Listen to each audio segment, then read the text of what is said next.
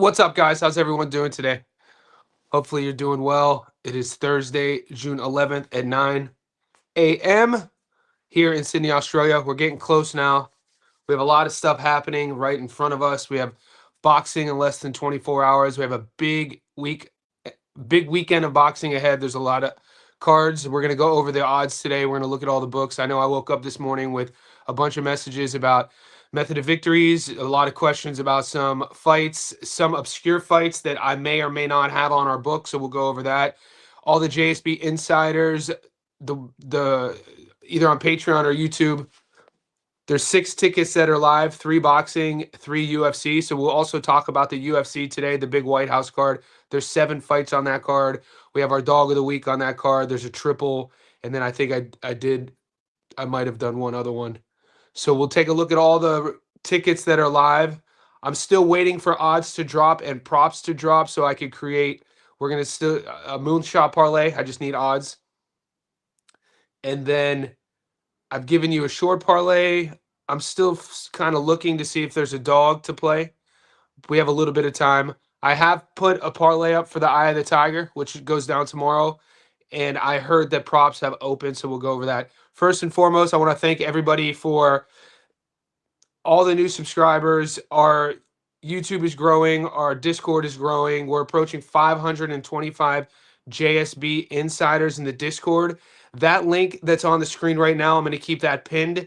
It's going to be pinned in the chat.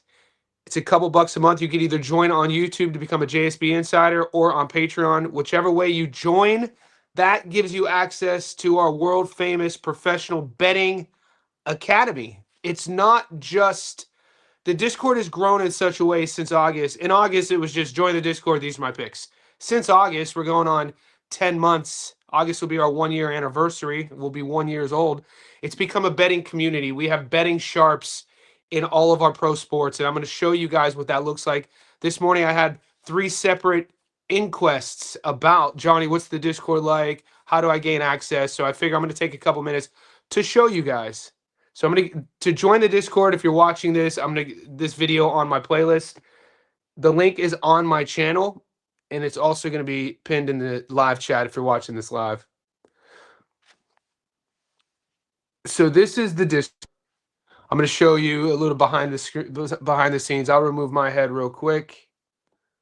Okay. So as you can tell, we're at 525, right? Our main channels, boxing and MMA. Now, as you're going to see in the next few minutes, the value of becoming a JSB insider, the value goes way past just seeing who I'm picking. That's just one element. There's guys and girls in our Discord who are sharps in boxing, who do breakdowns and analyses of all these fights. It's not just me. We have the NBA Finals going on. This is Game 3 that's happening in an hour. I'm going to show you the NBA channel. There's NBA sharps. We have Major League Baseball sharps. We have the World Cup, which starts tomorrow. Action for all you Aussies. We have an AFL channel, an NRL channel. And so we are a professional sports betting community. The couple bucks a month, $5 or $6 a month, whatever the currency changes, whether you're in America or you're Australia, wherever you are in the world, you get access to that. You get access to the over 500 JSB insiders, and we're a growing community. We do our best to have moderators in there so you don't have to deal with trolls. You don't have to deal with people being in there for free. People are paying to be in there, so it's super professional. This is our boxing channel. So Bum Equipment, shout out to Bum. He's one of our OG JSB insiders. He's sharing. He says, this is my solid 2-legger. This is Walter Matthew. He's on the Eye of the Tiger card tomorrow. He's getting a knockout or a stoppage. Jordan Martinez money line. So he likes Jordan to beat Cardenas in the rematch, and you pair that with Wilkins by knockout. You're getting plus 237. I mean, what do we that? I'm not getting the props on Wilkins, but if I was, I would play that. And so this is just an example of what to expect. You know, updated ticker on my end. Let's check out the MMA. So the biggest card is going down in DC, the MMA chat. So it's literally a community. We have our winning tickets. You post your winners. You post your slips. Let's check out our We have a boxing study. Our moderators do a great job of updating week to week. This is a study. So we do surveys. We do polls for how we track how is the fight going to go based on the community voting. And then right before fight night, we release the stats there. NBA channel. So I got action. I'm a prop better for the NBA, so I'm gonna post mine in here today. Major League Baseball, World Cup. Yeah, it's heating up, guys. It's heating up. So if you want to gain access to our professional betting Discord, the JSB Betting Academy with multiple pro sports sharps, click the link that's pinned. It's a couple bucks a month. We're going to get started here. And to all the OG JSB insiders who have allowed us to grow to over 520 VIPs, I say thank you. We're not even a year in. We're just getting started. We have a lot to talk about. Now that we got that out the way, I just wanted to do that because at least 3-4 of you guys this morning sent me messages with inquests. So what I'm going to do is chop that video up and I'm just going to pin it on my YouTube channel. And moving forward, when guys are like, hey, what's the Discord like? Boom, you guys could just watch it. So that's me killing 2 birds with 1 stone. This is we're going to check the odds out real quick. A lot of action, boys and girls. Boots should be a little bit dug in. It's still only Thursday morning, so I'm still not convinced on all of my picks yet. So I can be persuaded if anybody wants to come on and chat about it. I'm going to clear the board.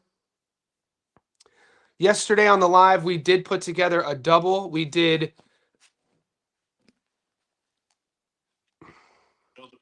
a 2-leg together. So I did post this to our VIPs.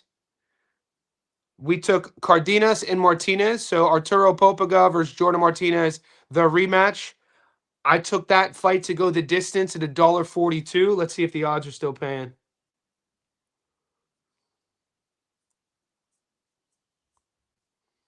So if you're watching this, you're going to get some free game. Wow, these odds have shifted. Yesterday, Popoca was the favorite. He's the underdog now. That's very interesting. Woo, doggy. Where's my hat at? I might have to get the dog hat. Popoca's the dog right now. Ooh, that's interesting. But that's not our play. Here's our play. Will the fight go the distance? So this obviously got smashed because we nailed it yesterday at $1.42. And then for a sneaky double, I took Bomba. Jonathan Gonzalez to beat Abraham Perez. That line has not moved at all. Is this still plus money? It's still plus money. So if you still like this, if you still like Cardenas versus Martinez to go the distance and Bomba on the money line, I got it at plus 117. It's down to plus 101. So it's still even. It's still plus money. You double your money. So we did that yesterday. We're going to build a parlay together on this live stream. We're going to check the props because I want to do a moonshot like we always do. And let's continue. So I'm going to say what's up to you boys now. We're about 8 minutes in. I'm going to get caught up with the chat, and then we'll check the odds, and then I'll take your questions. Youngin, Australia, Sydney Sider, fellow Sydney Sider, we up. JSB, let's go. Nearly the weekend. Oh yeah, we got with our betting community. I know I'm excited for Game 4, man. I'm excited to see San Antonio, see if they could tie things up in New York. The worst fans in pro sports, New York Knicks fans. Yes, boom. I know some of you boys are Knicks fans. I get it. You guys have the worst, the most casual fans in all of pro sports.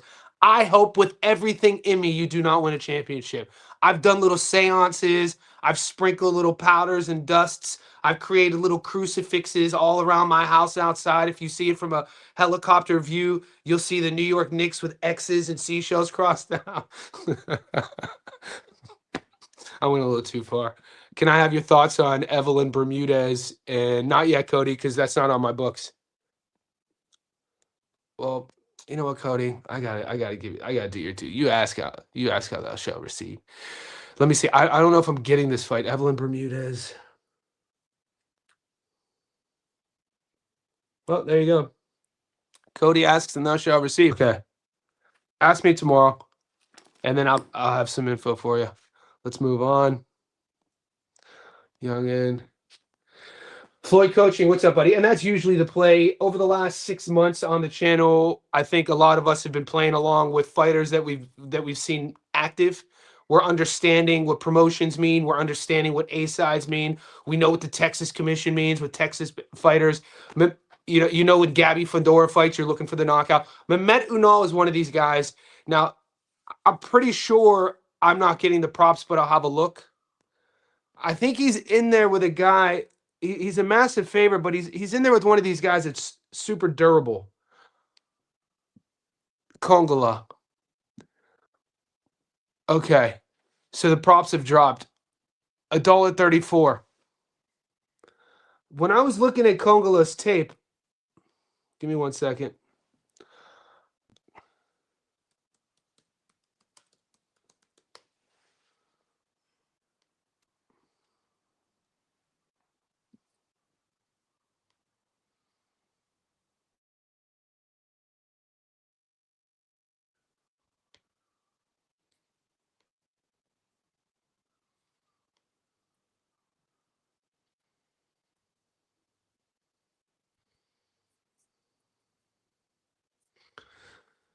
So we've seen him before. You've watched this guy fight before.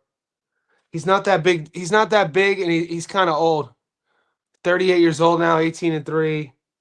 Swiss. Yeah, the knockouts highly in play here. This will be his first fight. 2026. He's coming up. He last fought at super middle. 38 years old. Yeah, that's the play.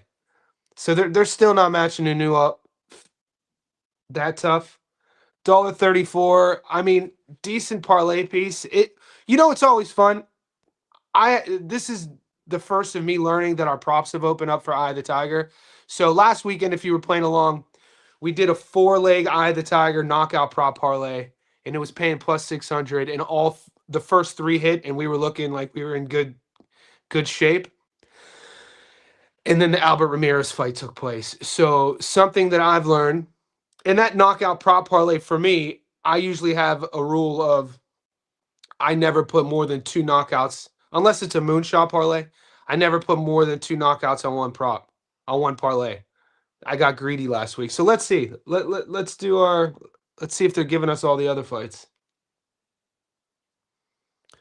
Okay, so I do like Uno by knockout here. It's just the way it's the way of the land right now with Eye of the Tiger and how they're matching these guys up. Chabot, we getting decision. I would take Thomas on points there. I'm not getting props on Thomas Chabot. I like him on points there. Moreno Fondoro, we know what he brings to the table. I'm not getting props on that. That sucks. No props. Maybe tomorrow. Or maybe tonight. Boudouin points. Yeah, so maybe if you take Layla on points, she's really aggressive. I'd have to look at Paulina Angel. Eye of the Tiger rings are going to be traditionally real small. Layla Boudouin's a big girl for the division, muscular, aggressive. So I'm not, it might be a wild card bet to throw the knockout. I don't know. I have to look at tape. I'm just doing I'm kind of just riffing to see these props firsthand. I haven't seen these yet. Wilkins Matthew versus Skiva. That's interesting. So I think of the Eye of the Tiger fights with the props, this would be the most interesting one. Esquiva's a 36, 37-year-old Brazilian fighter. We know Wilkins Mathieu. Wilkins Mathieu. Dude, the French accent sometimes. If it's not a hot French girl from Paris talking to me and I'm having to do... Side rant. I once had a small business with a couple French dudes. It was a video production business. Around the pandemic, we were doing documentaries. The worst dudes to do business with, mate. French dudes. And oh god. And I don't talk bad. Hopefully they're doing well in their life, but it was not a good experience for me. So whenever I watch his name is Wilkins Matthew. Why are we bullshitting? It's Wilkins Matthew. Wilkins Matthew. Wilkins Matthew. I fucking hate that name. That's the prop to play. Esquiva has never been stopped. Wilkins is one of these guys who's super aggressive. If he doesn't get this stoppage early, I don't think he gets the stoppage. I might play with the points. I'm not sure yet. I got time. It's worth looking at. I know Esquiva Fakal is older. He's 32-2, never been stopped. I kind of off jump. I mean, trending wise and where the Tiger, what they think they have with Matthew, it would say knockout. But I mean, it's hard to knock him. We'll see. Let me know what your thoughts on that is. Is anybody playing the points on Matthew? Johnny, how we feel about TR Brown decision? I don't see. Do we see TR Brown knocking people out? I don't mind the points. Let's see if we're getting it.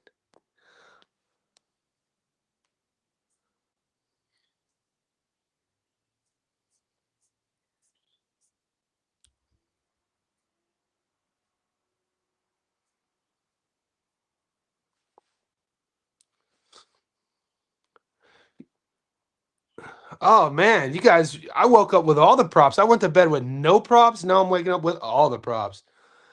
When is this fight? All right, just give me another day. You guys are gonna see me a lot. Look, I'm gonna be doing. Give me another day. Just because these props just opened up in my book, I don't want to do it impulsive. I could give you my read. Obviously, my instinctive read would say TR on points, but you never know. Sometimes when we uncover that onion, we look at our opponent, we watch film study, we see, we have to see what sort of shape the opponent is in. I don't want to impulsively give you my actual prediction, but off jump, it would be TR on points. I went to bed last night, like I said, not knowing any of these odds. We only had the money line odds. Matthew, Youngin, appreciate you.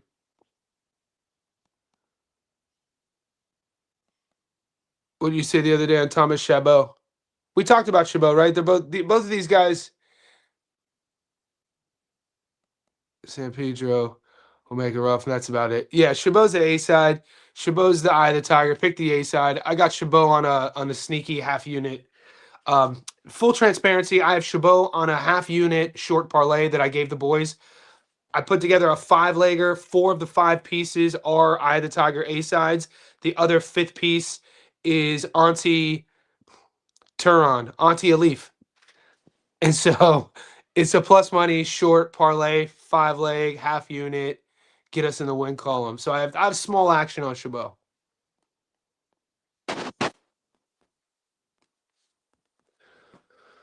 Bam, money line, fight to go the distance. Cardenas, Martinez, Taporia, money line, over 5.5.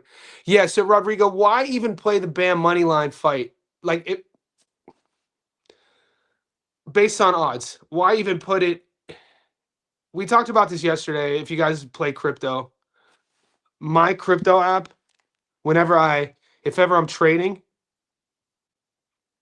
so I use crypto.com, okay? I use this one. Crypto baskets. Basically this one, right? So if I'm trading, I don't play a lot. I have some money in there, a little bit. I've been for about a decade just transferring, some Ethereum, Bitcoin, something, some memes if they nothing too serious. So if in the transfer there's like small amounts of currency left over, they call it crypto dust, like the change basically. The Bama Rodriguez on the money line is like dust. There's nothing there. So if the OCD in me, like if you guys were ever to come to my house and I like order in my life. I work off of like optically, I work off of a schedule. I wake up at the same time, I train, I eat twice a day at the same time, I go to bed at the same time. That's my order. Now, visually, I'm clean. You see my kitchen, everything's neat, my bathroom's neat. As soon as I wake up, it's in my second published book. I write about the importance of making your bed before you leave the bedroom to get your day started. There's psychology behind this about what we see in our life. If it's in order, even if we've had a bad day, it'll help us keep the right mindset. When I'm making parlays, that sort of order having Bam on the money line kind of is like, it doesn't fit that for me. So when you have somebody who's such a massive favorite, why even put that on the parlay to get what, $1 off of $100? So I would just cut that off. I do have action, full transparency. I have a live play with Arturo and Martinez to go the distance. I just woke up to see Arturo as the dog. I might jump on Arturo as the dog, and he might be my dog of the week. I went to bed last night. He was the favorite. You give me Arturo a plus money now in a rematch that's also 10 rounds in a fight that I have money line, I have distance action on. So I do like that. Ilia Topuria money line, it's a little bit better. I think, what are you getting, like 20 bucks on a $100 bet on Topuria? So that adds a little bit of juice to your parlay, which isn't the end of the world. Over 1.5. That fight could end early. So you're expecting this fight, Justin versus Ilia, to go deep into the second round. Ooh, I mean, you got Justin's a grappler. I mean, he wrestled in college. This fight's going to happen on their feet. So you think it's going to take Ilya 7.5 minutes to figure out Justin? That's a risky bet. Plus 119. That's how I feel about that. So Thomas Chabot moneyline, Wilkins Matthew knockout. So right now, FJ, Chabot moneyline, Mamet knockout. Is that a sneaky soccer? Did you throw a sneaky World Cup Mexico in there, my man? I like your swag. Look how FJ threw a sneaky little Mexico money line in there, the big fella. I can't wait for the World Cup to start. You know how we always talk trash about boxing casuals? I'm a soccer casual. I watch once every 4 years during the World Cup, and I get excited about it. I'm on Team Argentina. Let's go, baby. Let's go, Argentina. That's who I picked to win it. I just love the blue and whites. I love that powder. That's how big of a casual I am. And what got me in the World Cup was the year, I talked about this a couple live streams ago, the year Germany played the Netherlands, I think in the Final Four or the knockout round, when the Netherlands had Robin and Van Persie, and they were just, the style of play was just gorgeous. They were just artistic out there, and they're playing this Germany team who is literally the total opposite. They're super defensive minded. They're not artistic, but they're sound. They make zero mistakes. They don't take any risks. And this is from a casual. I'm watching this soccer game take place. I'm like, holy shit. And at the time I had watched the LA Galaxy play. This is when the Brit Beckham came over to LA. I was living in Long Beach. This would have been 2007, 2008. Beckham's playing for the Galaxy, and the LA Galaxy was doing this Mexican tour. So all the teams from the Mexican League, like Michoacan, it was Michoacan against LA Galaxy in the little Home Depot Center in Carson, California, with I think it was 3,000 people. It was freaking amazing. And then in 2014, when I was living in Sydney, I got to see Tottenham. Tottenham's my favorite British team, up the Hotspurs. Because I saw them live against Sydney FC in Sydney in front of 80,000 people. Mate, one of my all-time goals, bucket list, is to go to the UK and see one of these soccer games in front of those crowds. That'd be amazing. Dude, the energy of that crowd chanting, boy, let's go. What do you think of this lock? I don't believe in locks, though, by the way, brother. No, in gambling, guys, there's no such thing as a lock. The minute we start gambling and thinking that it's a lock, you'll see my live streams will be done from the street corner. I'm out here hot wiring, bootlegging electricity from a telephone pole. I'm missing a tooth. I'm listening to R. Kelly on my Walkman. There ain't no such thing as locks. For going to bet Bam 5.5. That's my heaviest bet right now this week. Full train. I've talked about my lightest bets, like the 5-leg short parlay, half a unit, right? I have my largest sum of money on Bam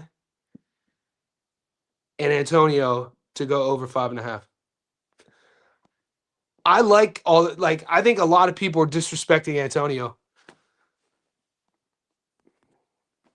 Just for the hate, we win it today. We got to embrace it. What am I missing? Say no more, Johnny boy. Big Kappa. I thought we was homies. You know, I thought we was. You know, saying this- you know, come on, man. You know, I'm out here just clowning. Did you guys not see the videos of New York fans packing up Spurs fans? I'm watching on the. I'm like, I'm an old head. I'm watching on the internet. You know, them old heads don't say what app. It's not like I was on Instagram. I'm watching on the internet. New York Knicks fans were out there packing up Spurs fans after game 3, boy. Cats were getting murked, hit over the head with clubs, wallets taken, dudes were getting packed up. All because all because the Knicks played like trash and the refs were horrible too. The Knicks need Cat to play good, but I like the defensive adjustments the Spurs made with Cat in terms of not playing Wemby on the perimeter and keeping Wemby down and putting some of their guards on Cat and then forcing that switch during the transition. What else? I think Cat needs to score double-digit points. I mean, what did he have? I think he had 7 points in Game 3. I think that the Spurs look if the Spurs get out and the Knicks allow Steph Castle to control the tempo of that first half, the Spurs, dude, how the first quarter starts, man. If Steph Castle gets cooking like off jump, has one of these sort of like 10 point, um, 4 rebound, 3 assist first quarters, they're going to be tough to beat. He because as Steph Castle goes, then you got Vassell. Vassell, his little sort of Robin. He starts getting off. Don't sleep on Champagny. If Champagny, San Antonio has a lot of little side pieces that are tough to defend on the perimeter. And so New York, obviously, they live and die by um, their guards. And so we'll see. And I'm a little salty because I'm a Cavs fan and the Knicks beat our ass. So keep that in mind. And I'm a diehard, lifelong Cavs fan. So when I think of the Knicks, I think of like John Starks. I think of Allen Houston. I think of Patrick Ewing. I think of those sort of Knicks teams. Johnny, what do you got for tomorrow? Are we talking soccer? We're Camille. We gotta be specific, Young Money. Are we talking boxing? I the Tiger got the A sides. I the Tiger props we just went over. For sure, I like Mehmet Unal by knockout. I'm kind of torn on if I'm gonna go Walter Matthew by knockout or points based on the props. We still have to put together a moonshot parlay. I think Youngin said he put his moonshot parlay up. We'll check it out. Bam walks right through him. You think so? I don't know, man. I'm just from doing this as long as I've done it. I like giving the benefit of the doubt to the game. It's a good point. Let's talk about it. He says Bam walks right through Antonio Vargas. What I mean by that last statement, as a bettor, I'm not fans of a boxer. Obviously, I'm fans of Bam. He's a joy to watch. But from the content that I create, the minute I start creating content and giving you my perspectives of me being a fan of Bam is the minute I start betting with my heart and not my wallet. Rule number 1 of betting, always bet with your wallet, never bet with your heart, okay? So I always lean on the side of the game. Boxing. Bam's never fought at 118 before. Bam's the one moving up. Bam's the smaller dude. He doesn't know what the weight's going to feel like. It's only a few pounds. He's the one vying to be a 3-division world champion. Antonio Vargas is the world champion at 118. He has one loss back in 2019 and sort of a flukish first round. It was an 8-rounder, one punch sort of deal. Undefeated since, drew against Diego Higa, which is a tough night for anybody. And a lot of people think Antonio won that fight. So Antonio Vargas is a legit champion, legit amateur, came through the American amateur scene. Should have been on your radar for the last 5-6 years. We've been talking about Antonio Vargas every chance we get. He's long, he could punch, he does a lot of things really well. I don't think Bam's going to steamroll him at all. He's a confident champion, and he thinks he's being overlooked. And boxing's a tough sport to just steamroll everybody. It's easy to steamroll people at the beginning, but as you grow, and then look at statistics of fighters going up a division in their first fight. Even these guys with high knockout to win ratios. The most recent one is Benavidez when he moved up from super middleweight to light heavyweight. He had a massive knockout to win ratio, and it took him a couple fights to find the knockout. I'm leaning on that side of the game. I'm not saying Bam's not going to get Vargas out of there. I'm going to say it's going to take him more than 6 rounds. And the cowboy in me might play the distance. That's all I'm saying. My only play on that fight as we speak, though, is the over 5.5. Yeah, I don't. Vargas got slept already 7 years ago. That I don't count that. He was a little baby, and it was kind of one of these. It happens in boxing, man. We've seen Bam get his jaw broken before. You know, in other boxing commissions, they could have stopped that fight. Bam could easily have a knockout loss on his record, a TKO.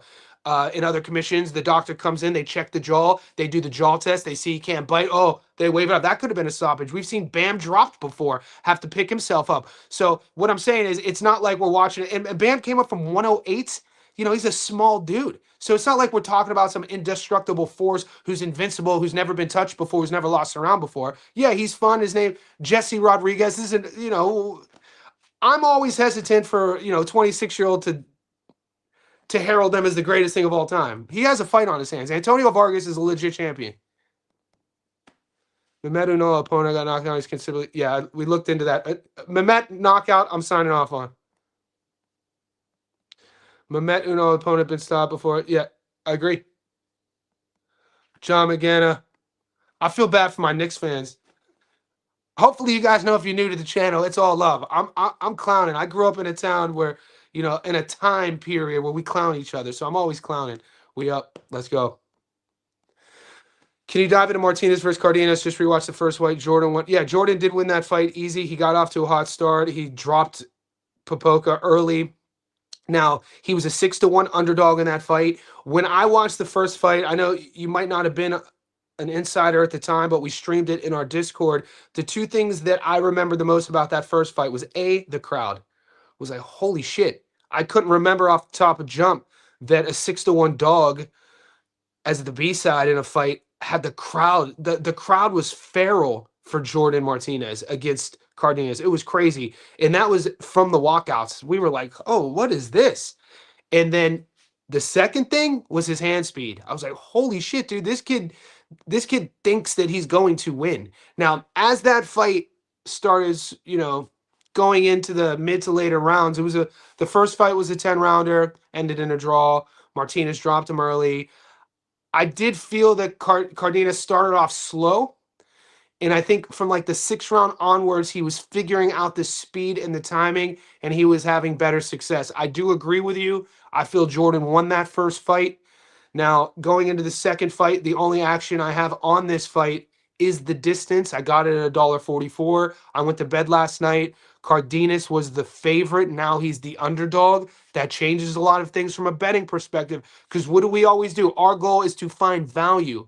Our goal is to win, find value. Popoka as the A side, Robert Garcia fighter, executing a game plan. He has all the skills. He's going to have to operate a little bit differently early with his game plan to mitigate the speed. And Jordan Martinez isn't a puncher. So that knockdown was kind of like, it was a flash knockdown. Neither guy has big punching capability in each punch. And they've already gone 10 rounds. I'm really comfortable with the fight going the distance. So it's a great fight. It's a great matchup. It's telling to say, though, that the first fight, Jordan was a 6-1 dog. And in this fight, he's the favorite. What does that tell you? There are no such thing as locks in our sport. Anything can happen. I do expect adjustments on Popoka's side in terms of time, distance, risk-taking, risk mitigation with the speed. He can't just run in there. And what Cardenas did the first time is he closed the distance where he wanted the fight too early. It's real estate. You know what I'm saying? He didn't jab enough. He didn't get Jordan's respect. He just went to that space and distance, and Jordan made him pay. Jordan's hand speed was on high display. I was impressed with him. Is that the fight of his career, though? Was that his moment? Or was that just his, hey, knocking at the door, I'm here, get signed by Matchroom, now this will be his coming out party? If he goes out and starches Cardenas and stops him, I'll be super surprised. I think this fight is going to be close. I think it's a distance fight. So that's my take. Hopefully I helped you in any way. Youngin, we still good. Guys, we're 35 minutes in. There's 76 of you in here. Dude, best community in the world, best sport in the world, JSB Insiders, we up. Just like the video for me. And also, all you Patreon boys, because the Patreon's growing. And if anybody here on this live stream who has a tick next to their name, that means you're an insider. and you're not in the Discord, what are you doing?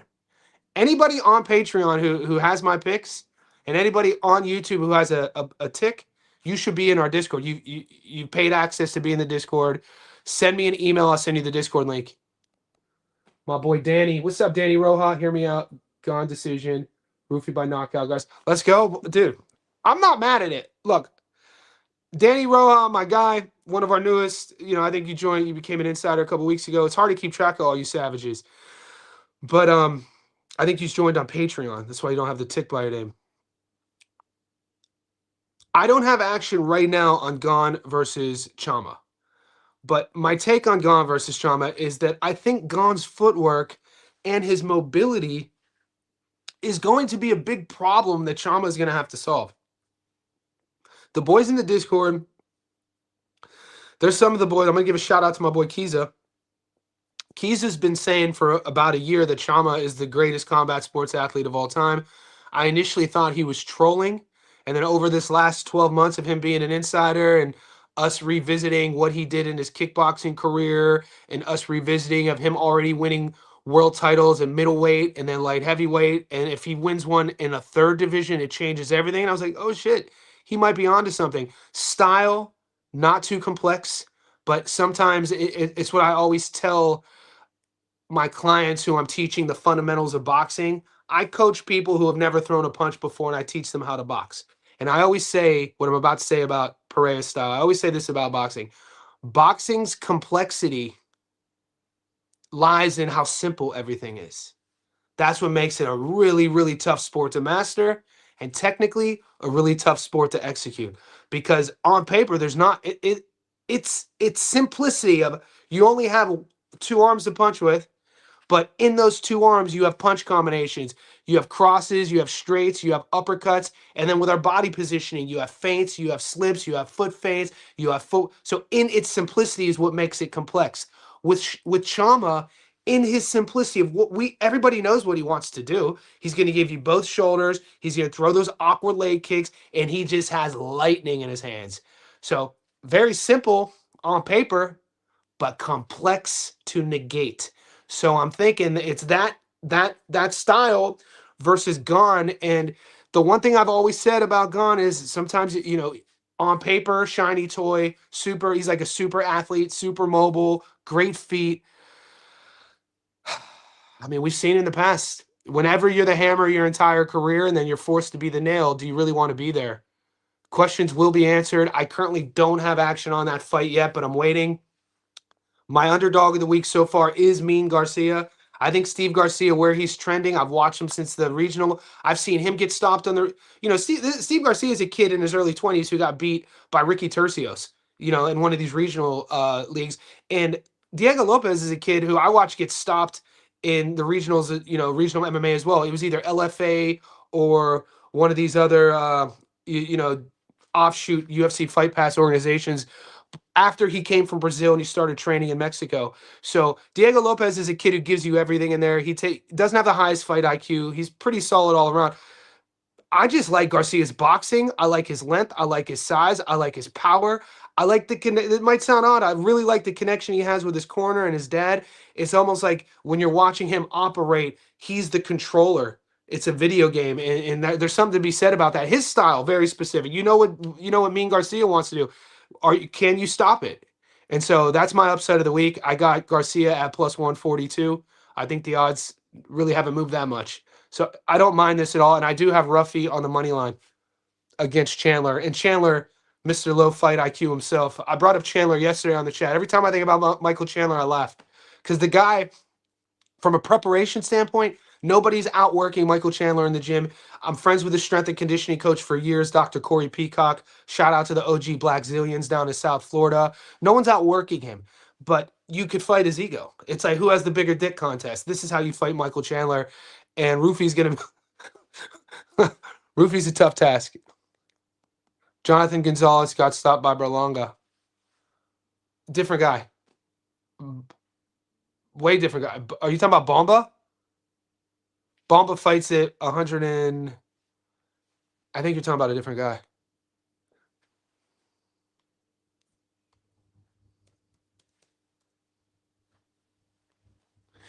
Yeah, as made. You're talking about self-made. This isn't the Puerto Rican guy who spent 10 years in the Pookie. It's a different guy, by the way. Same name, different guy. Baba Gonzalez is a beast. Baba Gonzalez money line is the way to go. Do I think? Auntie Elite. Somebody should go to prison for this fight. By the way, we've been going. Shout out to Barry Unboxing. Barry Unboxing is one of our sharps. I'm not on Twitter. If you're on Twitter, if you're on Instagram, follow BURYEM Boxing. One of the best in the game with written analyses. The kid is a beast, right? He had so much value to our group, our community, all of our JSB insiders in our Discord add value. These conversations we're having every day, Manny and I, all the boys in this chat and girls, we're adding value. Why? Because we're riffing. You're getting different perspectives on where you should put your money. Nobody here is telling you to go a certain direction. You should be using us as a conduit of where to put your money. Barry Unboxing likes Tellez. Him and I agree over the last few months, probably 90% of the time. This is where I disagree with him. I think Auntie Alif Turan, the Turkish hammer, is going to hurt Tellez. Tellez is 19 years old. She has 20 pro rounds. She's 5'1". She's a tortina. And she's going against a real grown-ass woman, a real champion who's 31 years old, and Auntie Alif, who could crack. Auntie Alif's last performance wasn't the best performance. She fought a girl that a lot of the boys... This is what happens in boxing betting fandom, and I'm being real with you. Auntie Talif's last two fights, I didn't bet on. Her last fight was against an Aussie in which she was favored to get the knockout. Everybody picked the knockout. She had a flat performance. She wins on points. Throughout that whole fight, you see, like, she didn't look right, because the fight before, she fights a really tough Beatrice Ferreira and beat the brakes off of Beatrice in a fun-ass firefight and knocked her out. Beatrice is really tough if you watch women's. We're not casual. We watch everything here. We watch Japanese boxing, South African boxing. We watch the ladies. So if you're watching the stream and you're like, what are they talking about? We're talking about women's boxing, dude. And this fight is on the undercard of Bam Rodriguez. It's a world title fight for Auntie Alif's belt. So Auntie Alif against Beatrice, that's who she is. The very next fight against the Aussie, she had pneumonia. They said she had, like, the temperature she had was insane, and you could see it. Could you imagine fighting with? She had fluid in her lungs. She still eked out a split decision. Still managed to wobble her opponent. The version against Beatrice is the version we're going to see against Tortina, and people should go to prison. I think she's going to blow Tortina out the water. I mean, Tellez, she's not in shape. She's short. She's slow. She's 19 years old. I think the matchmaking is atrocious. And Auntie Alif was supposed to be fighting Caroline Dubois. It just kind of shows you that even in women's boxing, there's stages and there's levels. At 19 years old, this girl's not ready to fight Auntie Alif. The Turkish hammer could crack. Way better money on UFC this weekend at the White House. What's up, Jose? These fights are tough, though, bro. When we're saying way better money, let's pull them up.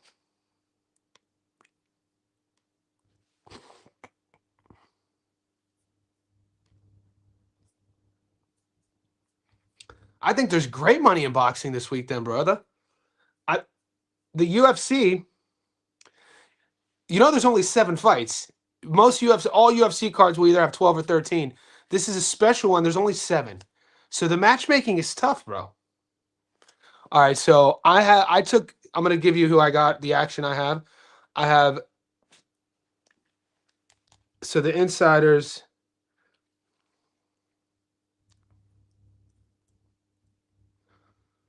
So I have 1, 2, 3. Okay.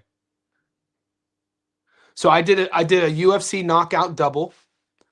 So the first, I'll give you free game real quick. So this is, if you're still watching this live stream 45 minutes in, I appreciate you. For these tickets you're about to get, just like the video, and if you haven't subscribed, subscribe. But all the boys, one of the benefits of being an insider is when I post these tickets, I post them early in the week, and the odds are different. So the boys who have tailed these tickets, our odds are way better than they are now, because with over 500 people in our Discord, even if 10% of the boys listen, we're going to shift the odds, and it always happens. And so my dog of the week is Steve Garcia. I have Steve Garcia. We got Steve at. I smashed that number on Monday. I got him at plus 148. So the odds haven't shifted that much, which is good. So Garcia, standalone bet, full unit, by himself, my dog of the week to beat Diego. I like it. Then I did a UFC knockout double, separate ticket, full unit.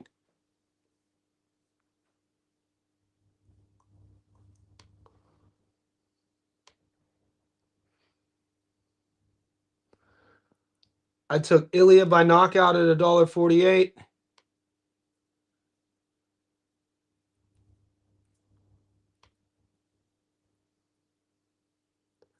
And then I took Rufi by knockout at $1.49. Full unit. You put those two on. You play that double, it's plus 120. So that's another thing. If you guys are new to the chat, if you're new to our team, the reason why it could get tricky, the reason why when we hit everything it's so impressive is because every ticket is plus money. I'll never give you a parlay that you're not doubling your money, okay? I'm not going to give you a four-legger and it's four huge favorites and you're getting 30% return and then I'm going to celebrate that as a victory. That's not what we do here. We find value. We're up together when we win, and when we lose, we're down together. So this double, I like it. I'm full unit. Rufi and Ilya by knockout, doubling your money. And then I told you I'm taking Steve, me, and Garcia. So that's two. The other triple I have in the UFC, this is a money line triple. So I like Bo Nickel on the money line. Look, Doc, I know, but if you didn't know, I'm not just throwing shit on the wall. Hopefully it's 6. I watch all these fighters. I watched Kyle Dawkins when he was in the LFA. I knew about Bo Nickel when he was a wrestler at Penn State. Bo Nickel is on paper one of the, if not the greatest American wrestlers, amateur wrestlers we had ever seen, right? He gets expedited to the UFC and he got found out, which happens in the UFC. Kyle Dawkins is a guy who gets by on his toughness, his durability, his willingness to be in a fight. You got Philadelphia kid, tough as freaking nails. Both of these guys are from Eastern Pennsylvania, so that part of the world. I'm from Northeast Ohio, the Steel Town, gritty. You see it in both of their styles. Doc is flat feet. Bo Nickel's a super athlete. So when I'm thinking about canceling each other's pros and cons out, you're always going to side on Nickel with his wrestling. And Dawkins' striking is okay. He's long, and he's one of these guys who's been cut before, had to rebuild himself back up on the regional scene, and he's back now. And he put on a little winning streak. And look, now he gets to fight at the White House. Is that a gift or is that a curse to be going up against Bo Nickel? You ask Kyle Dawkins, it's a gift. You ask Bo Nickel, it's a curse. I'm taking Bo Nickel on the money line. So that's one. Hoke it. I got hook. I look. You guys, if you look past the shtick of what Hoke has done in his short time in the UFC, there's maybe 2 fighters who've ever expedited their superstar potential as quick as he has. Conor McGregor, one of them. Not many. Conor McGregor, and then who else? And he's realized that shtick, but the layer of the shtick is real thin. This is a super athlete as well. This is a guy who is a Division I athlete in wrestling and football, and he wasn't a lineman. This dude ran the ball at Fresno State, the Bulldogs. And so if you know anything about me, you know that I'm a college football bettor as well. Can't wait for the Buckeyes, baby. Ohio State, we up. So I win a lot of my money during college football season too. So get in the Discord because football season's closely approaching. And the Ohio State University, we about to bring that shit back to Columbus. Let's go. So Hoke played at Fresno State, a legit program, ran the ball there, got invited to some NFL camps, made some practice squads. What's that tell you? To run the ball in the NFL, dude, even at the D1 level, he didn't make a team, played on the practice. You're a super athlete. We saw that against Curtis Blades. I did not think he was going to go in there against a 6'5", massive heavyweight, high level wrestler, legit ass top 5 UFC heavyweight over the last decade, and Curtis Blades, and beat him. Derek Lewis's mobility, Derek Lewis's offensive artillery, Derek Lewis's versatility can't hold a candle to the versatility of Blades. What Lewis has, though, is that one punch, life-changing power. We've seen him, remember the Volkov fight? He's losing. The Volkov fight, he's getting beat pillar to post, losing, getting the dog breaks beat off of him for the whole fight, and then in the last like 30 seconds, he finds a home run. So he's capable of that. I think Hogan is going to swarm him. I think he's not going to give him any time to breathe. Lewis will be dangerous in that first round. So I mean, if you're playing the rules of like thirds, cut this fight into threes, and you want to throw some money on the dog, Derek Lewis, he's an old dog now. I'm not. I like Hogan to do what he's doing. I like him to continue his upward trajectory. I think he's legit. I don't think he's a fraud. So I like him on the money line. And then the other pick is O'Malley. And 4 days ago, this was plus money. No, it's not. Let me see. Did I add another leg? Yeah, so 4 days ago, I got this at plus 110. It's down to $1.90. So those are my plays. Those are my UFC plays. What round for Bam? I took the over 5.5 Toya. What's up? Mike from Melbourne. What's up, brother? Let's go. My odds aren't even open for Tiara. Give it some time. It's Thursday, June 11th, 9:51 a.m. You got time. The fights that start tomorrow are in Canada. Take Bam over 4. Yep, my book gave me 5.5. So FJQ, I'm on board with you. Big Kappa, do you see it early or late? Gil, you lean in anyway in Cardenas Martinez. What were you thinking about Cardenas became? Gil, you know me too well, bro. Shout out to Gil. He's one of our moderators in our Discord. He knows me too well. Bro, Popoka is the dog I like. If I wake up tomorrow morning when I wake up and he's the dog, I'm jumping on him. Come on. We're riverboat gamblers out here. Are you kidding me? If tomorrow when I wake up, Cardenas is the dog, you don't need to wait to see my picks. You don't have to check in the Discord. You don't have to see on Patreon. Just know when I wake up tomorrow, when I check Friday morning at 5 a.m., if Cardenas is still the dog, I'm jumping on him. That's real rap.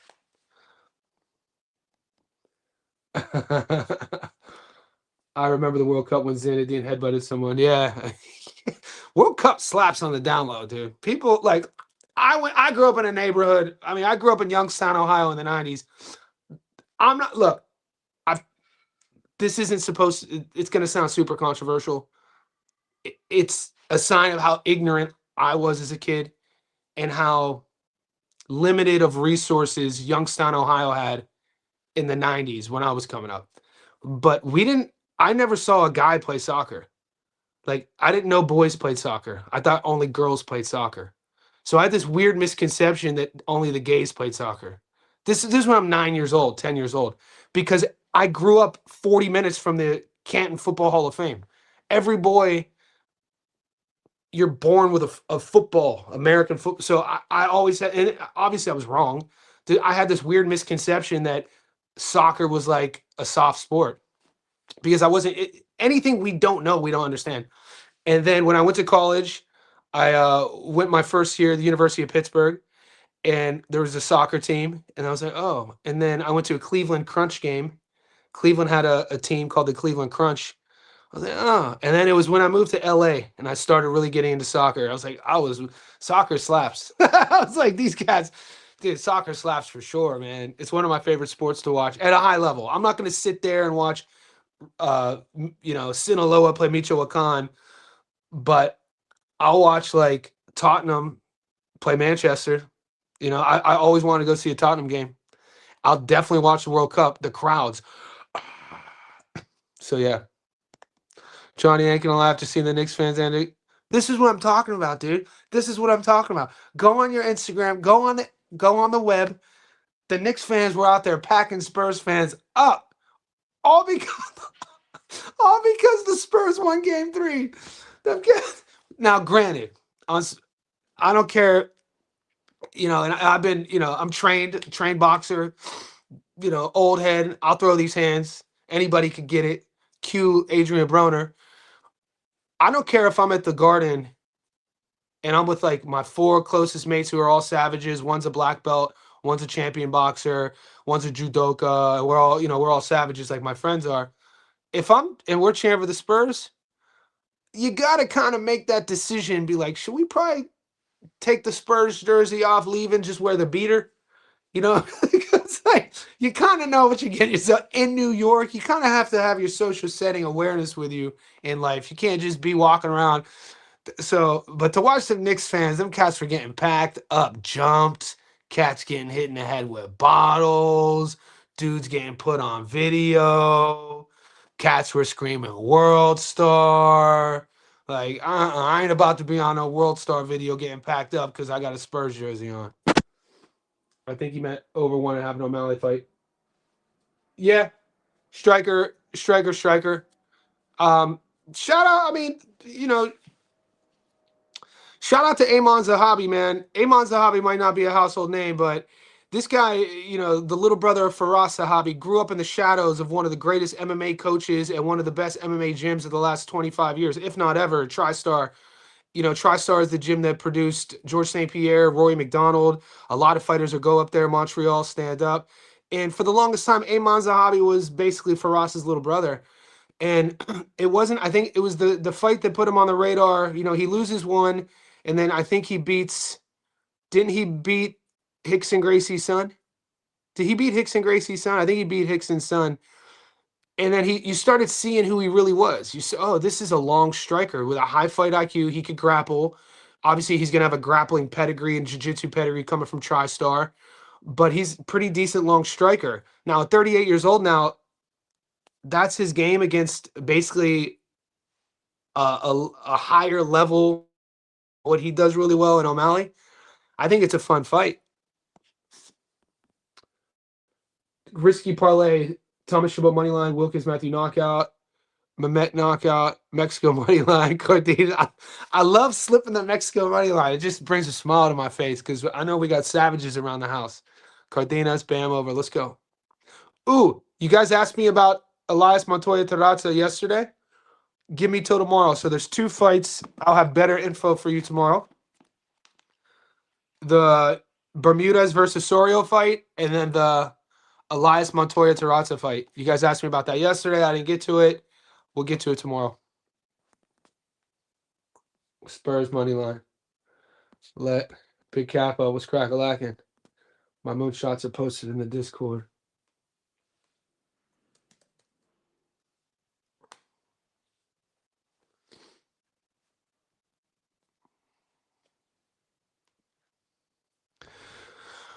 All right, guys. So I'm going to pull up real quick. Youngin said he posted the moonshot parlay in the Discord.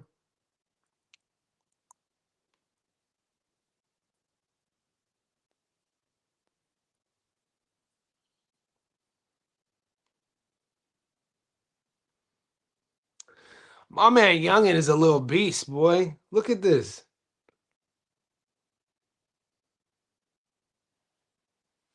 Okay, let me get my big head out the way real quick. Let's have a look.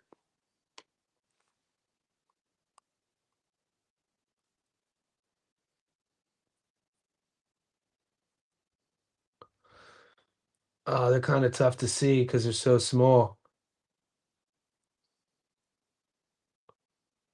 Yeah, they're kind of tough to read. Ruffy. All the JSB insiders, if you want to see Youngin's moonshot parlays, he just posted them. That's a little better. So 5 legs. You got Auntie Alif, I like. Cardenas distance, I like. Vargas Bam over, I like. Bomba moneyline, I like. Jerron Ennis. Nice.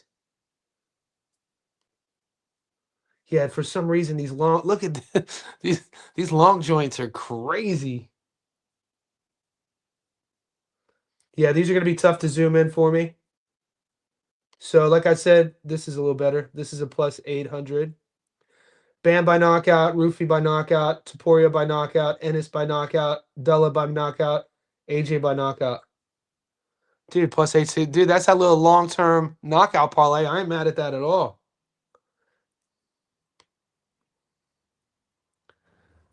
And this one, yeah, anything over like 8 picks, it's tough for me to zoom in on.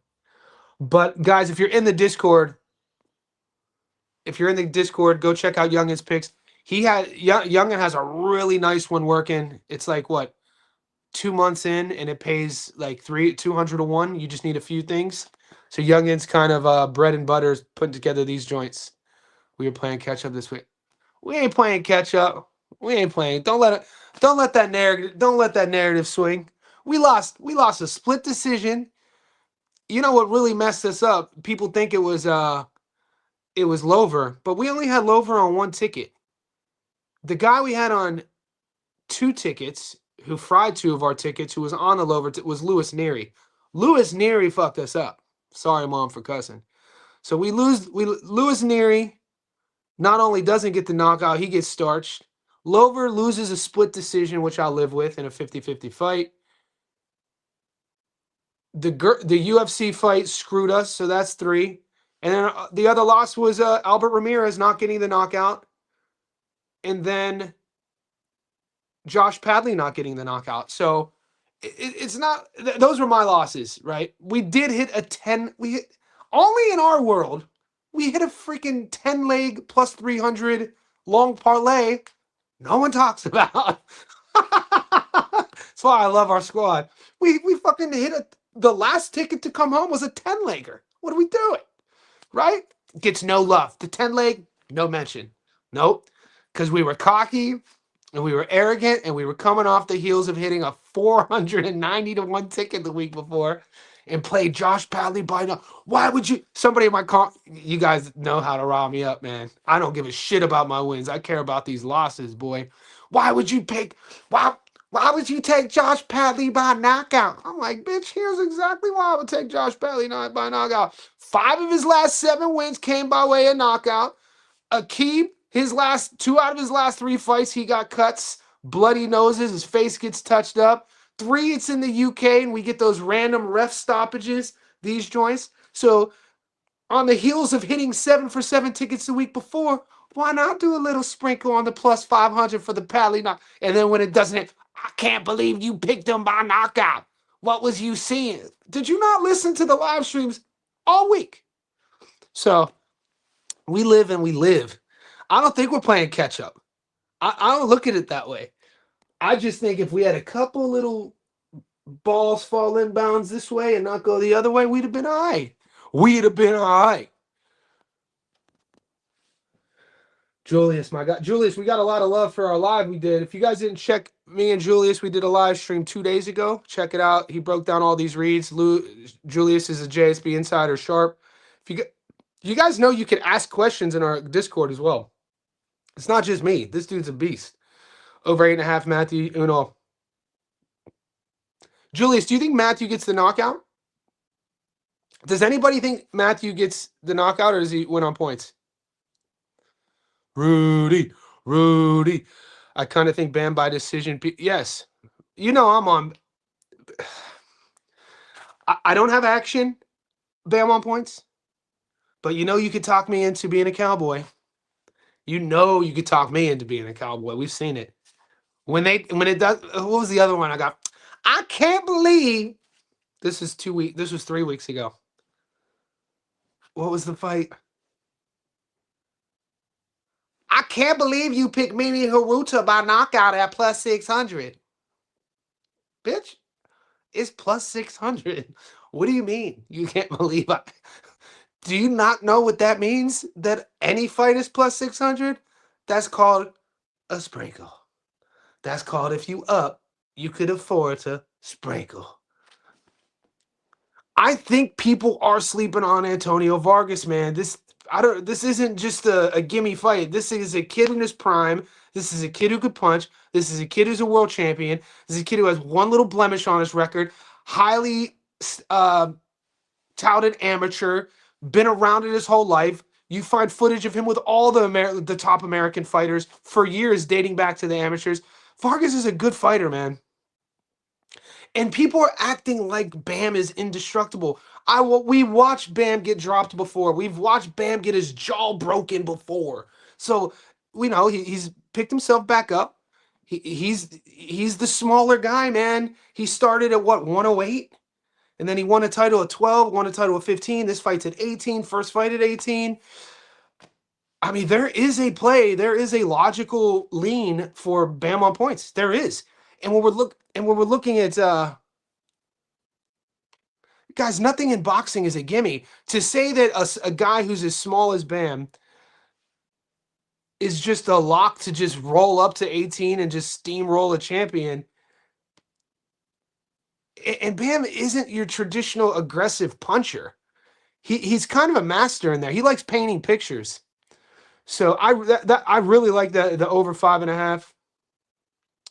And for people to just totally disregard Rudy and say that the points aren't in play, I think that you would be a little bit rushed into judgment if you don't think points are in play. And then look at these odds.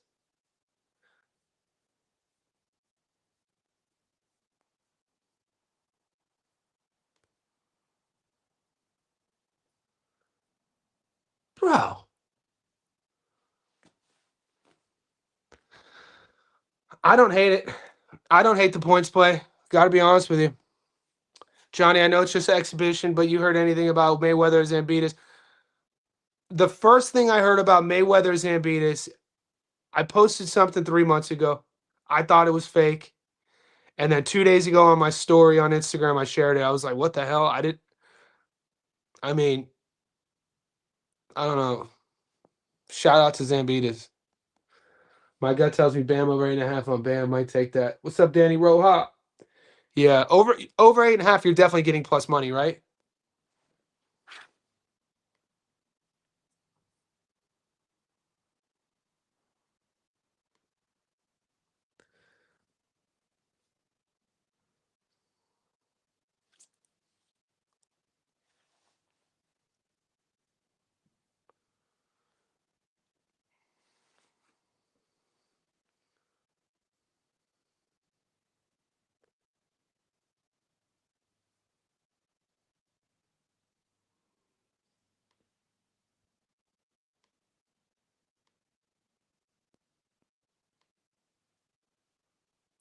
Wow.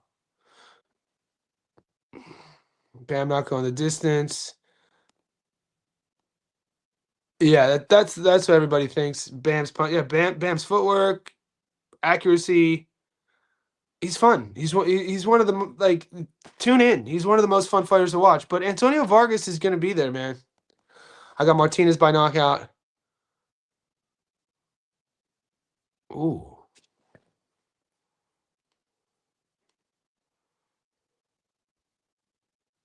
Jordan Martinez by knockout. He doesn't punch like that. You think he's going to stop Cardenas? Wow. Martinez isn't a puncher.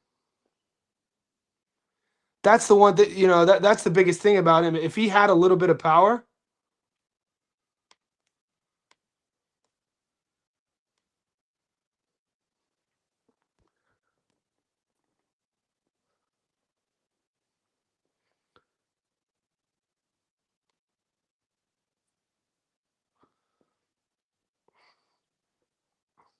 great hand speed though. Great hand speed.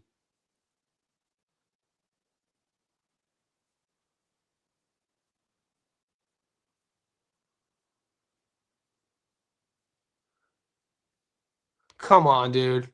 We're getting close, boys. What and girls? Shout out to Toya. Toya Top Dog. She's an OG. What, dude? I love the game we play. I love this sport. I love breaking everything down. For us, we don't need. I don't give a shit if even fights are pay-per-view or televised. If we have a book on a fight and there's some way that we can stream it, that's all we need. That's all we out here. We opportunists. We opportunists. We will be opportunistic with an opportunity. You know what I'm saying? So you're thinking, see, Martinez by knockout here's plus 525, bro. You see that? My issue with that is I think these guys are pretty evenly matched. Obviously, the first one I did give it to Martinez. If anything, if you like Martinez, I would take him on points. If you like Martinez, and if you like Arturo, I would take him on points. Plus 195 on points, boys and girls. Oh God, that might be my. I'm envisioning a moonshot parlay. And I'm envisioning the foundation of our moonshot parlay piece will either be Martinez or Cardenas on points. Maybe Bam on points. Boys, shit. We'll see. The moonshot parlays are the fun ones. He had the power advantage, crowd advantage, and now he's familiar with checking his bond language out of the first fight. I watched the first fight. I don't think he had the speed advantage. I don't think he had the power advantage. The crowd for sure. I just don't see Martinez doing anything differently. In terms of versatility of a skill set, I feel it was Arturo who had a bad night. I feel Martinez fought his ass off. Will he be able to do that again? Because even him at his best night, he couldn't beat Arturo. Robert Garcia in his camp, RGBA, the sparring. I think we're going to see a different Arturo Cardenas. Keep it simple. Thomas Chabot money line. FJQ. I like your style. Uno knockout, TR Brown fight to go. You're talking about keeping it simple. There's a lot of shit that has to happen in this one. Still see Mexico on the money line, though, player. Cyril gone to beat Chama. FJ, where are you posting your parlays at? Are you an insider? Are you in our Discord? Martinez feels like you won. A lot of people, I felt like you won. Best way. You're speaking to the choir, man. You know, I felt like you won too. Robert Garcia has a high success rate for rematch wins. This is why our best, smartest community in the land, because we have savages who are students of the game. We have fighters. We have coaches in our Discord. We have research scientists. Boxing, you should be able to earn a degree in boxing research science. Is that too much? What, bro? Think about this. Think about in the next 4 years. So this August will be year 1. In the next 3 years, if we take the same winning percentage from year 1 and we're able to replicate it in year 2, year 3, year 4, we take all these stats of our strategy of winning on betting on boxing, and then we create a booklet. We could create a class. We could create a class on how to bet on, become a research scientist in the art of betting on boxing. Join our JSB Boxing Academy. Look at this. Robert Garcia has a high success rate for rematch wins coming off a draw or loss. I just think Martinez might be too much for Cardenas to close the gap. Cesar Vaca gave Sam Goodman issues too, though. I was at the Cesar Vaca Sam Goodman fight. I got to be honest with you. The first 4 rounds, Vaca gave Cardenas a bit of an issue, but you come on, mate. From the 4th round onwards, Cardenas was showcasing on Vaca. Vaca had nothing left. Vaca started breaking down. His conditioning started being a factor. Cardenas takes a little bit of time. I think he's going to put the foot on the gas pedal a little bit earlier this fight. Dude, plus money Cardenas is a different thing. Guys, we're an hour and 15 minutes in. There's 75 of you still in here. Could you like the video? Subscribe to the channel. I hate talking dirty to you guys. Keep in mind, it's Chama's first fight at heavyweight. Moving up or down, I think, makes people feel out. I think so. And it goes back to what does Cyril Gane do really well? His athleticism. He has good kicks. People acting like Cyril Gane can't kick. Cyril Gane has good feet, good mobility, good kicks. He's super light on his feet. He could punch. He's big, more comfortable with the weight.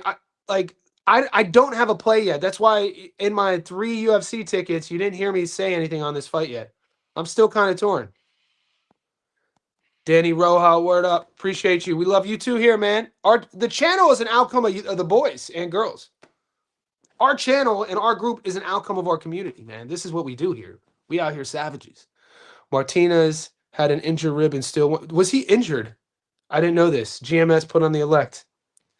I don't see Cardenas making too many adjustments. He's gonna have to be a fighter that he's not. Okay. Maybe this is where all the money's coming in? I didn't know that Jordan Martinez had an injury. Injured in first fight with Cardenas. I didn't know that. No, No, nope. uh, y'all cats is wild, man. That's why we got to be holding folks accountable.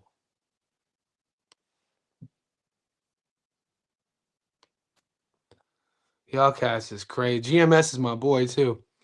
Was Jordan Martinez injured in his first fight with Arturo Cardenas? No. Jordan Martinez did not suffer a serious injury in his first fight with Arturo. He might still be right. It's not, maybe GMS means that he came into an unspecified rib injury, which could be the case. I didn't hear about this. Went the full distance, split draw because the fight was highly competitive and many observers felt Martinez deserved the decision. Martinez signed. Interesting. GMS, man, if you don't mind, where did you hear about this? And maybe could you send me a link and we could check. We could check it out.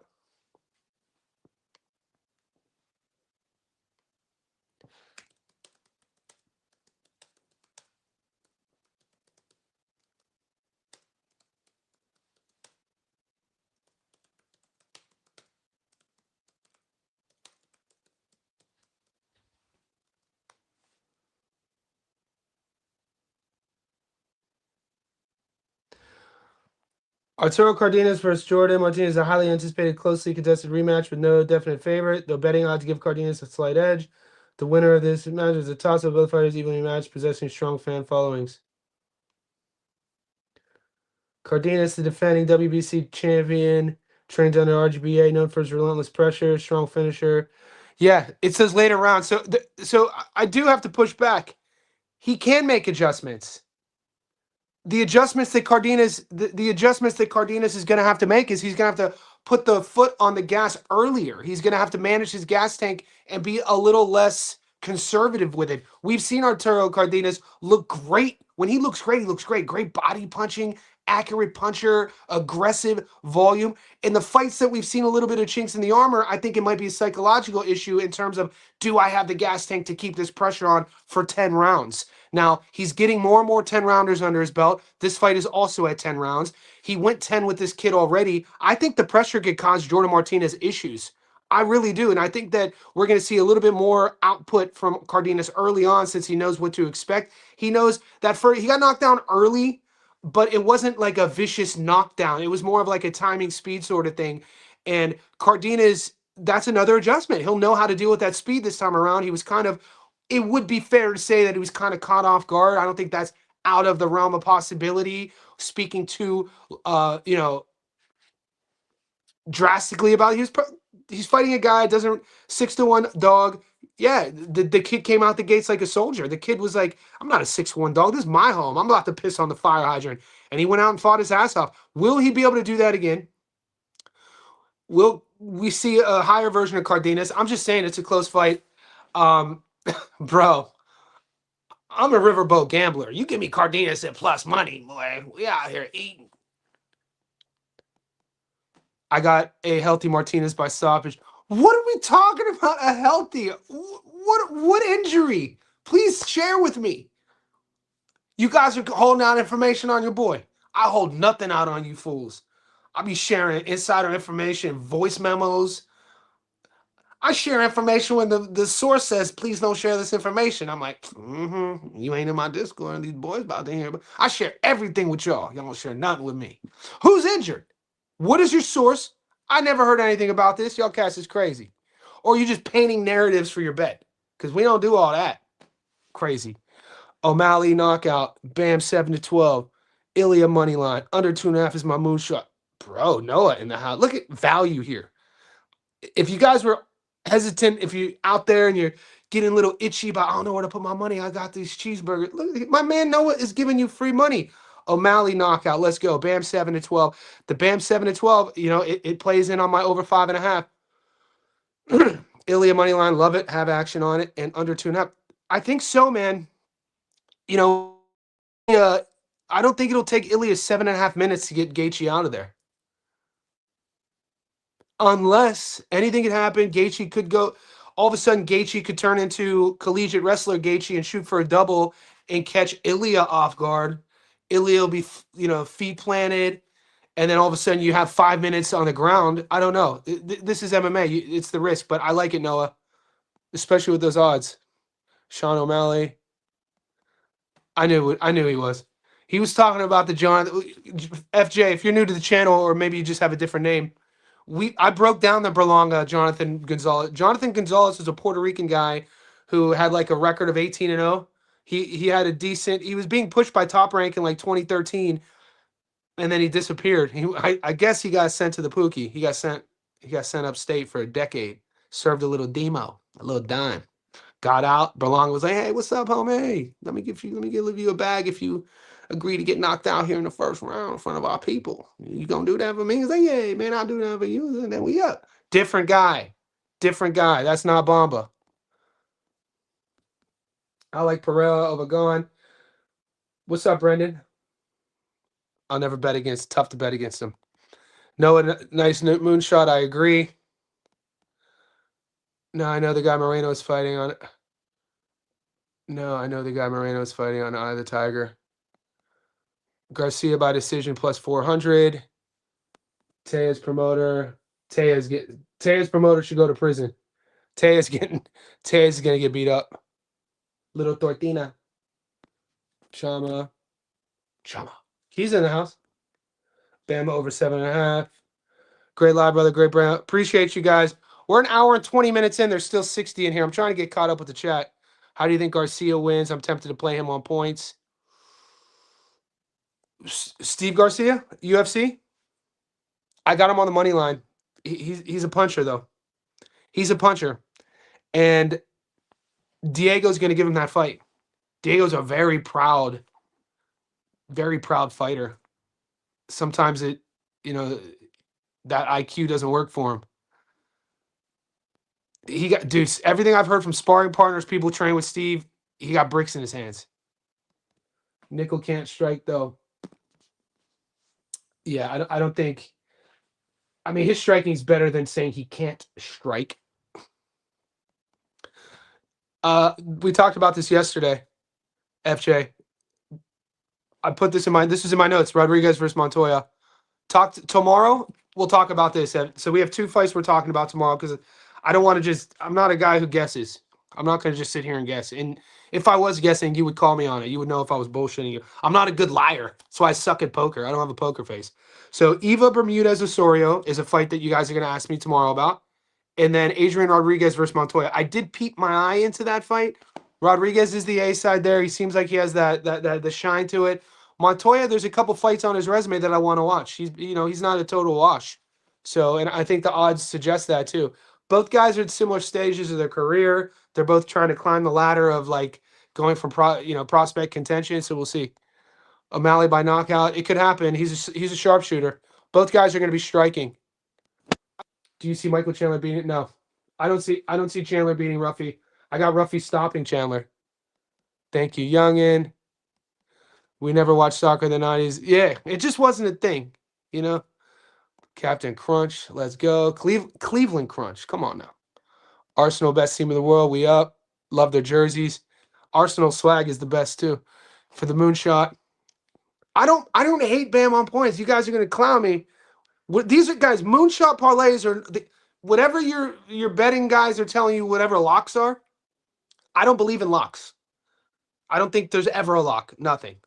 Just for the sake of my foundation principles of betting, I'll never tell you anything is a lock.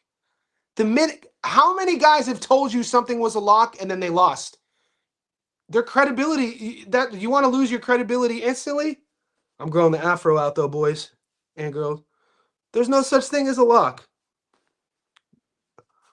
My girlfriend hates my hair. That shit's crazy. So, but I do like moonshot parlays. So the opposite of a lock is a moonshot parlay. It's kind of like, hey, I'm cleaning the house, right? And you're cleaning the house and you find like a $50 bill in the couch. And you're like, oh, this is free. What should I do with this? Oh, I saw Johnny's live. I'm going to do a moonshot parlay with it. It's free. 2 seconds ago, it didn't exist. Now it's here. Moonshot parlay. I like Bam on, dude. Bam on points. The money's crazy. Chama money line, Steve Garcia money line. But if we're gonna go super moonshot, Steve Garcia, he is a dog actually. Ilya knockout, 4,500. Let's go, Noah. Big Kappa, let's go. Troll baby 40. Not gonna lie, I got money. I have action on Boots already. I haven't shared it though. I haven't shared it yet. 4,300 on Boots money line to make 1,000. I kind of like Boots on points. I kind of like Boots on points. 4,300 will get you 14,000 back. I think that Xander is going to be super durable, and Xander's big. We have a lot of time. I'm coming. Before we get there, give me a week. Long receipts. Let's go. I had someone in the Discord saying the same thing to me about being pally by knockout. People love to be a knockout. Yeah. In hindsight. Exactly. Exactly. And this is what why the benefit of having the live chat every day. You guys know who tune in. You at least you'll know the intention of my bet. Intention goes a long way in life. Whether it's in your personal relationships, your work colleagues, nothing's worse than being around somebody and you don't know their true intention. You know, like those people that are kind of like sociopaths, where they've removed their emotions. You're hanging. You can know them your whole life, but you're like, what are they trying to get out of me? I don't know what they want from me. That's not paying attention to my daily live streams with my bets when they don't hit. At least you know my intention. It's not like, hey, Padley by knockouts plus 500. That'll never happen, but let's take it and waste. No, it's like, hey, man, plus 500, I'm going to find us a narrative. And there's not always narratives to be found, obviously. You can't, it's not like I'm saying I could paint a narrative for every plus 500, but we've hit plus 500s routinely here with narratives. And sometimes we don't hit. But the one thing you always know, whether I hit or you don't, or we don't hit, you'll know my narrative. You'll know my intention. I say, Bam, bro, this is what I'm saying, man. There's a narrative here. There's 100% a play on Bam on points. Will it happen? It's plus 454 reason. The bettors are saying it won't happen. But when you're looking at the logistics of it, the analytics of the weight class, the management of the fight, the hardware of the fight, the styles of the fight, there's a narrative for Bam to win on points. There's a knockdown. No one's talking about knockdown props either. We've both seen guys knocked down. We've seen both guys hurt. We've seen one being stopped. We've seen Bam have to recover. Because it's not like Bam's like, he does a lot of things. He does a lot of things really, really well. He's really fun to watch. He's one of my favorite fighters to watch. And with all that aside, I could still see him going to points. I could see it. I could see it. How do you like Chabot? Yeah, I got Chabot on the money line and Auntie Alif on the same parlay. I don't have action on Lara Ochman or O'Shea yet. I'm waiting for O'Shea's props to drop. We have a couple days.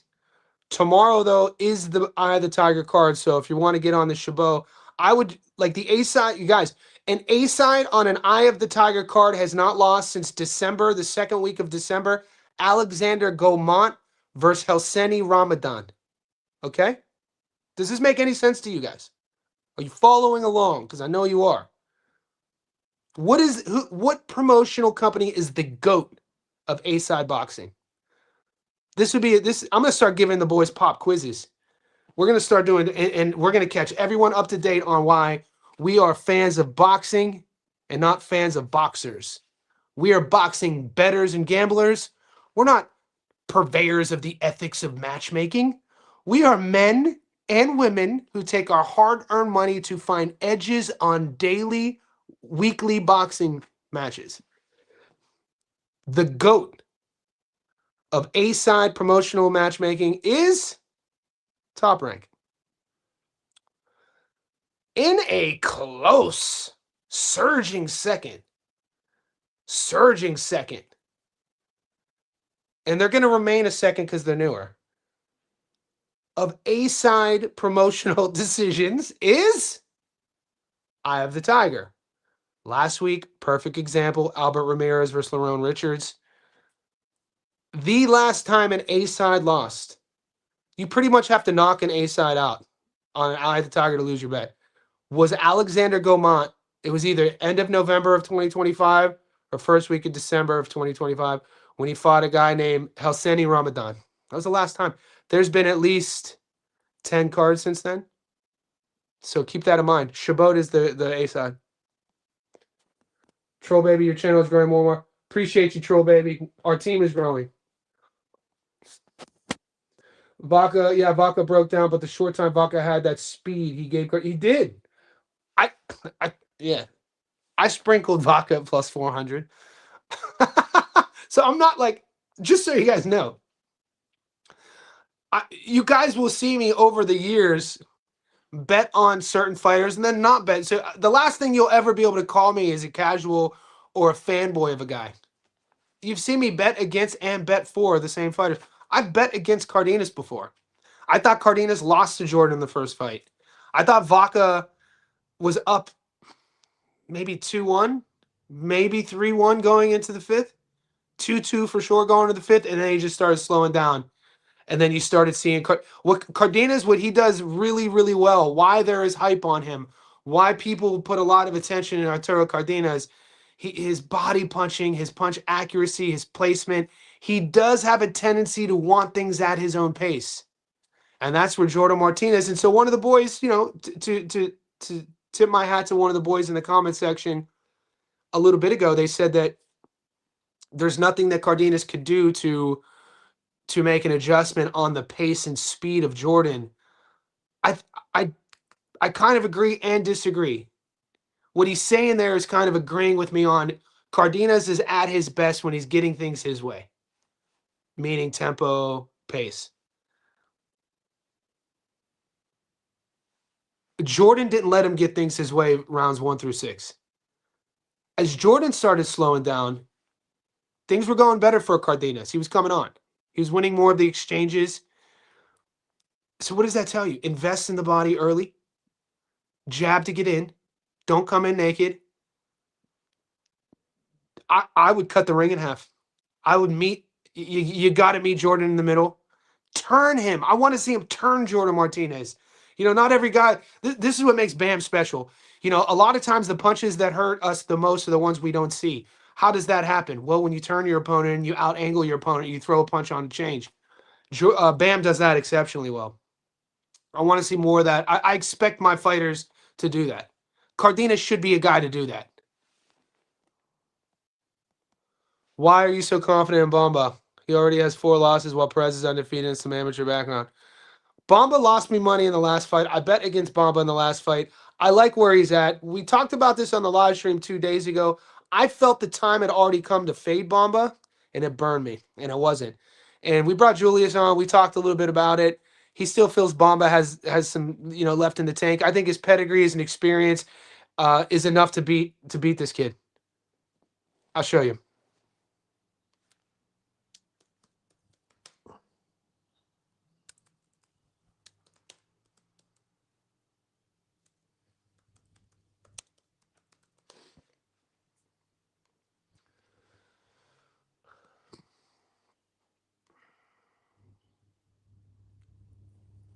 So 29-4. He's been stopped 4 times. True.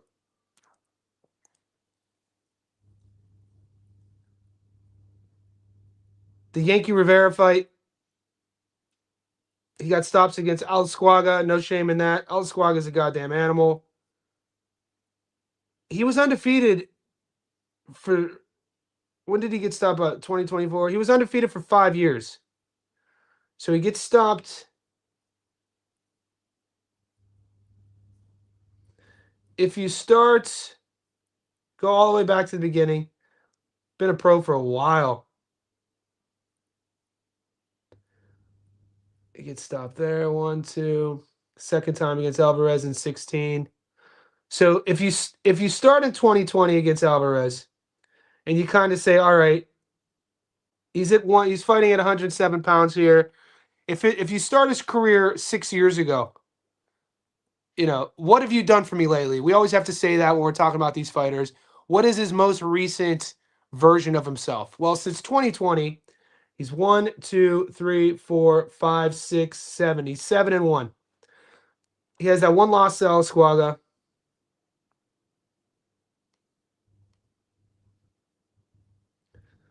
He's been fighting at a high level for a really long time.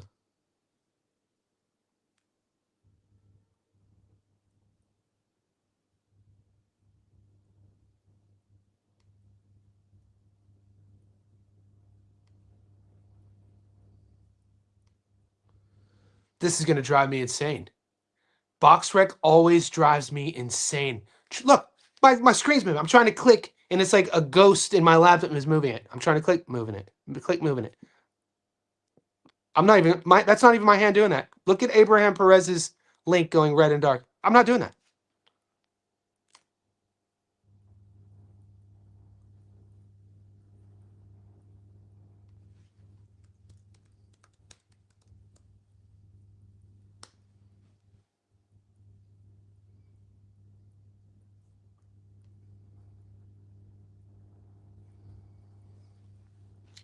Okay. Size 5'2", 5'3", 127, one's in his 30s, 14-0, 7 knockouts.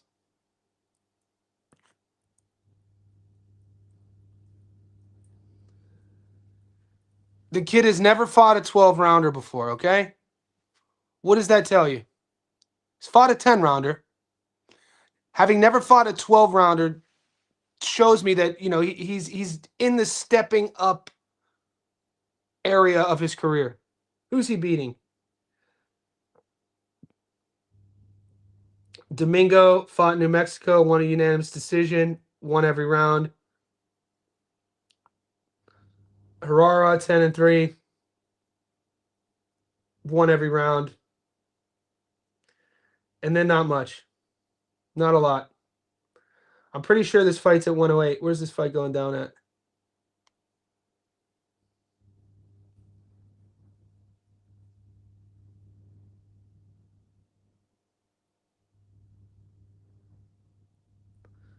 This fight's at Fly. 12, 15. I just don't think that I think that Bomba Gonzalez's pedigree, his world-class experience is going to be too much for Perez. I don't think Perez is on his level. I can look past the 4 losses by knockout, man. I can. You know, Princess Alasquaga, the only loss of recent memory. This is a world champion. Alasquaga is a legit guy. One of my favorite fighters to watch, La Princesa. So that's where I'm at on that.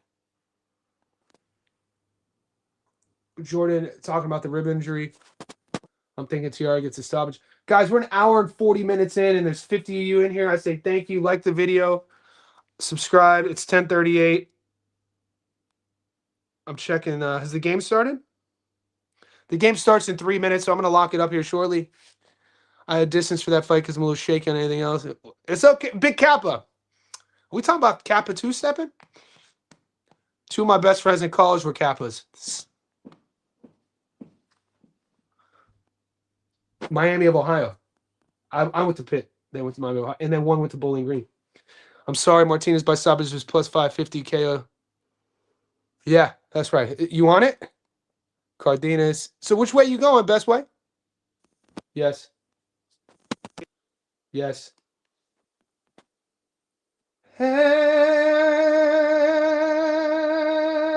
no. La Tortita at 19 years old only has 20 pro rounds, 5'2". The Turkish hammer is going to destroy her.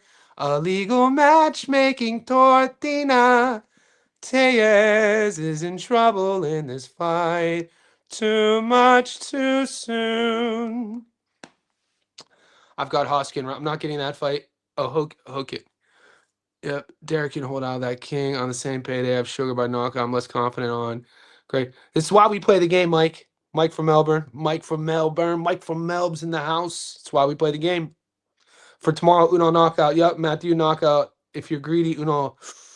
Get him, Eddie. They ain't ready for you. Yes, we're doing a Breaking Bad stream tomorrow at 11 a.m. I'll have to set it up, but he's already booked in. So tomorrow we're doing a UFC only live stream, this time tomorrow with Nick from Breaking Bad. Gonna sprinkle bam points, but I like the over better. Yep. My big money bet The biggest I'm going this weekend is the over 5.5. So, when the over 5.5 hits, your boy will be happy. We definitely need that Breaking Bad stream, especially for this UFC white card. Yeah, he's coming.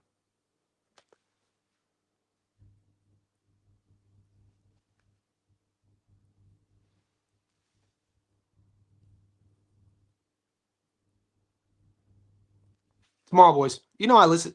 Man, you know I listen to you. Seems like they're trying to get these favorites to get a knockout. Yes. Yes. This is like the archetypal how to manufacture or build stars. You have your promotion, you manufacture fighters through favorable matchups, and then you eventually grow them in from prospects to contenders on your cards. And then when that contender becomes a legit world contender, you could take them to a bigger card and you get a piece of that money, that pocket money. And hopefully that your fighter performs at the high level. Shout out to Eye the Tiger, though. We've won a lot of money on them. You're forgetting Golden Boy Boxing, anything I haven't, guys. Yeah, Golden. We can do a whole live stream on the politics of promotional companies, the betting politics of promotional companies. You know who's at the top of my list that is a really tough bet? Zuffa Boxing's a tough bet. Don't get it twisted. The only bet I had on last weekend was of the Zuffa. I avoided the CBS Rizicki fight. I had Massey. I had Massey as my dog, and things were going our way until they weren't. That was another one that lost. I can't believe you took Massey as your dog. I'm like, the fuck? He knocked him down twice, motherfucker, and we got him at plus money. I can't. You stupid. You is so dumb for real. I can't believe you took Massey as your dog out here. What are you talking about, dude? He was plus money. He was winning until he wasn't winning. This is boxing. Zuffa is a tough one to figure out because it's new. And they don't give a shit about their prospects. They just blender their prospects up. What's your thoughts on Roofy Chandler most likely outcome? Roofy stoppage. Chandler has no fight IQ. Did you see Devinchenko Jalil? Is that real? No, dude, nobody would. Sergey Devinchenko is a freaking tough night at the office. That's why nobody wants to fight him, even though he's 58 years old now. Jalil Hackett, another one of these young prospects who does not get paired up nice. Like he's in some. That's a tough fight. Boy, Devinchenko is a nightmare. Woo! Is that official? Topology way better in my opinion for boxing.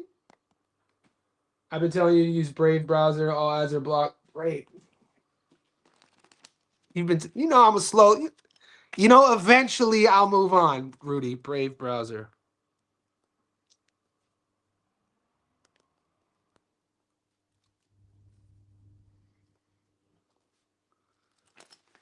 I'm stubborn. All right, boys. See you. Catch you. All right, guys. I'll see you tomorrow. Let's get this money.